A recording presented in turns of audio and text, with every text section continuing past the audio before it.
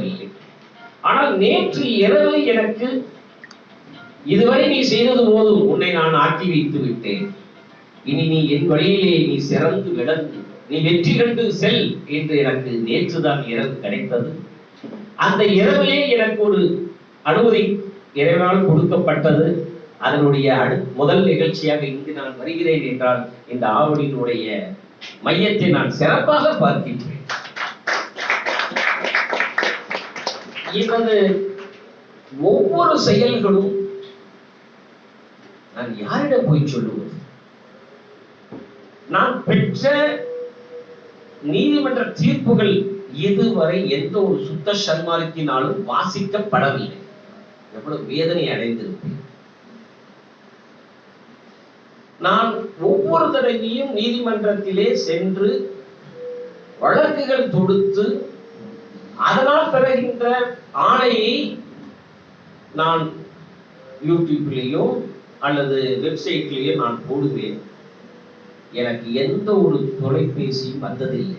ஐயா இப்படி செய்துள்ளீர்கள், ஆனால் அதில் எனக்கு சந்தேகம் இருக்கிறது, அந்த காப்பி எனக்கு கிடைக்குமா என்று எந்த ஒரு சுத்தர்ஷன் மார்க்கியும் என்னிடம் கேட்டது. ஆனால் என்னிடம் கேட்டவர்கள் உண்டு, எதிர் தரப்பினர். அந்த ஆர்டர் காப்பி கிடைக்குமா? ஏன்னா அவங்க அப்பீல் போறது. அப்ப இதுல யார் ஷார்ப்பா இருக்கிறாங்க?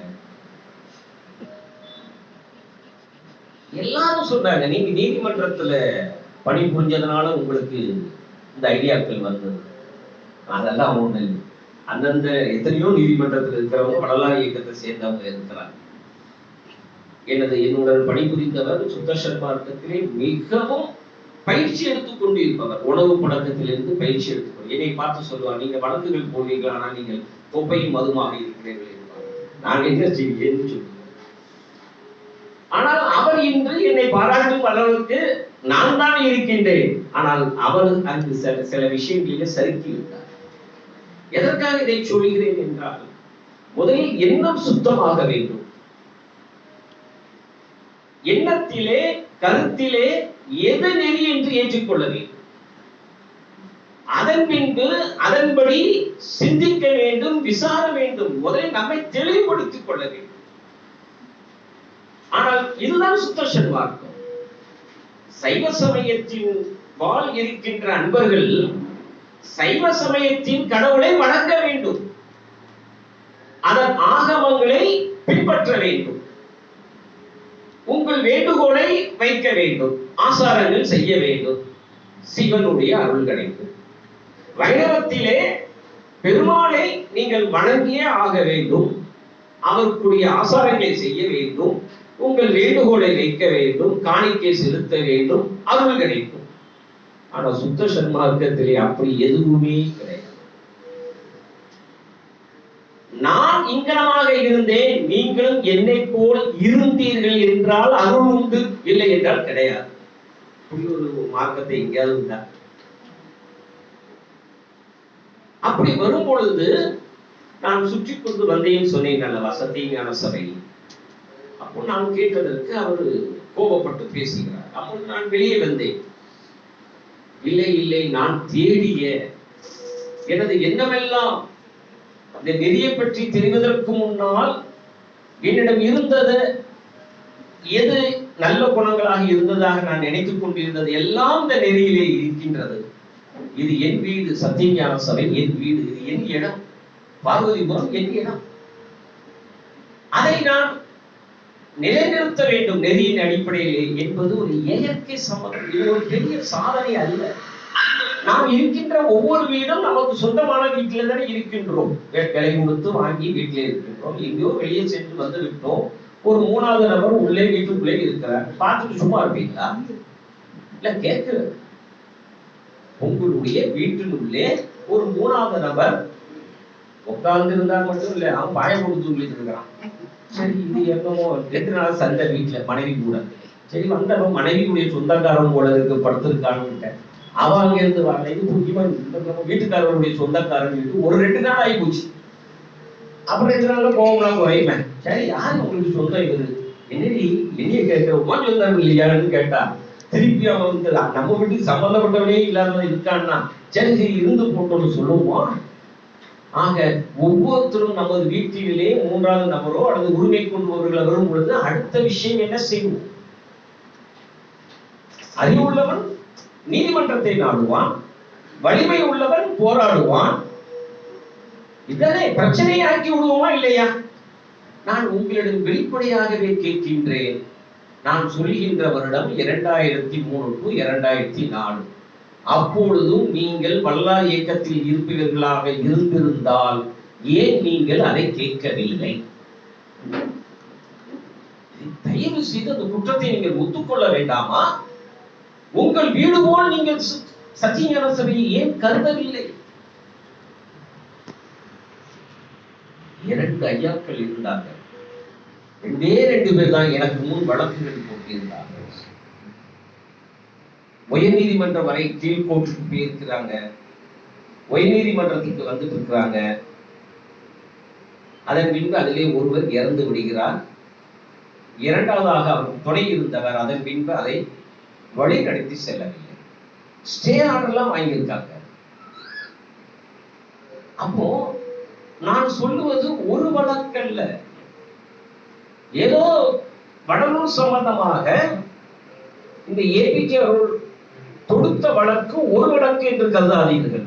ஐயா அவர்கள் சொன்னார்கள், தொண்டர்குல பெருமாள் ஐயா அவர்கள், நான் மொத்தம் 27 வழக்குகள் போட்டுள்ளேன். அதிலே தொண்டர்குல பெருமாள் ஐயா 3 வழக்குகள் மட்டுமே. எனக்கு ஒரு டீம், எனது நண்பர்கள், எனது நெருங்கிய நண்பர்கள், இறைவனால் எனக்கு சுட்டிக்காட்டிய நண்பர்கள் 6 பேர். 2 பேர் இன்று இல்லை, 4 பேர் இருக்கிறார். ஆச்சரியமாக இருக்கும், அன்று தொடங்கி இன்று வரை அவர்கள் என்னுடன் பயணித்து வருகிறார்.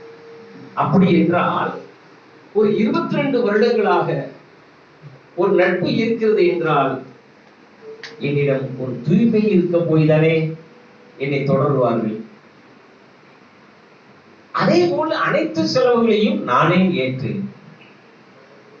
எப்படி ஜெயக்குமார் ஐயாவுக்கு பின்னாடி வசந்தி அம்மா இருக்கிறார்களோ, என் பின்னாலும் எனது மனைவி இருந்தார். நான் செலவழித்த தொகை என்னால் சொல்ல முடியும். அது சொல்லுவது எனக்கு ஒரு குச்சப்பொடி. சேலரி அப்படியே வாங்கி போடுங்க. பட்ட ஒரு என்ன சொல்றது, சுகமான கஷ்டங்கள், சுகமான கஷ்டங்கள், சுகமான கஷ்டங்கள். 22 வருடங்கள் என் முகம் யாருக்கும் தெரியாது. 20 வருடங்கள் நான் 2022 எனது வேலையை நான் விருப்ப ஓய்வு கொடுக்கின்றேன். 6 வருடங்கள் எனக்கு இருக்கிறது. 1,50,000 மேல் நான் சேலரி வாங்கி வந்து நான் எதற்காக என்னை நானே சொல்ல வேண்டி இருக்கிறது என்றால், என்னை பற்றி எவரும் சொல்வதில்லை. இதை ஏன் சொல்லுகிறேன் என்றால் எனது பெருமைக்கே அல்ல. எவ்வளவு கஷ்டப்பட்டு நான் வாங்கின ஒரு விஷயத்தை இன்று நான் பார்க்கிற இளைஞர்கள் கொண்டு செல்ல வேண்டாமா? நான் வாங்கிய தீர்ப்புகள் இன்று மீண்டும் மாற்றப்படும் அபாயம் உள்ளது. இது யாரிடம் நான் ஒப்படைப்பது? நான் வேதனையாகவே சொல்கிறேன். நான் ஒரு கேள்விக்குரியவே எழுப்புகின்றேன். நான் பெற்ற ஆணைகளை, தீர்ப்புகளை எனக்கு பின்னால் கருத்திலே ஏற்றுக்கொள்பவர்கள் யார்? எத்தனை ஆயிரம் சங்கங்கள் இருக்கின்றது. சத்தியமூர்த்தி ஐயாவிடம் லிஸ்ட் இருக்கிறது. அந்த சங்கங்களிடமெல்லாம் நான் பெற்ற ஆணைகளும் நீதிமன்ற தீர்ப்புகளும் அவர்களிடம் உள்ளதா? விரும்பவில்லை. வேதனை, வேதனை. ஒருவேளை நான் சுத்த சன்மார்க்க பயனாகிய மரணமில்லா பெருவாழ்விலே நான் தோல்வி அடைந்து விட்டால், நான் நேற்று இரவில் இருந்துதான் இந்த சுத்த சன்மார்க்க பயிற்சியை செய்ய வேண்டும் என்று இறங்கியுள்ளேன். நான் ஒருவேளை அதில் தோல்வி அடைந்து விட்டால் மரணம் என்னை நெருங்கிவிடும். மரணம் எய்து விட்டால் நான் பெற்ற ஆணைகளும் தீர்ப்புகளும் யார் சிந்தனையிலே இருக்கிறது?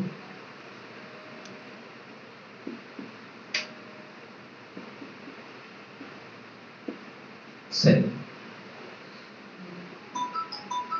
நீதிமன்றத்திலே சத்திய ஞான சபையை வள்ளலார் எதற்காக கட்டினார்கள்? சத்திய ஞான சபையினுடைய